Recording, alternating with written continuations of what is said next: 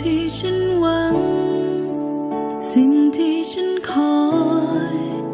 อาจดูมันเลื่อนลอยเกือบจะฝันไป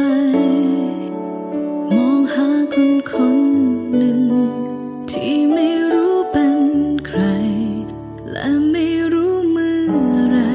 จะพบคนผู้นั้นส่วนชีวิตฉันบอกเลยว่ามีเจอคนที่แสนดีอยู่ทุกวันเพียงแค่ไม่มีใครที่จะฝันตรงกันแต่ว่าฉันมั่นใจจะพบในไม่ช้าอาจบางทีในเมืองกว้างใหญ่หมอกและควันช่วยกันพรา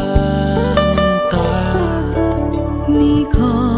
บรั้วขอบกำแพงสร้างมาตึกระฟ้าคอยบังเราอยู่แต่เราก็หากันจนเจอ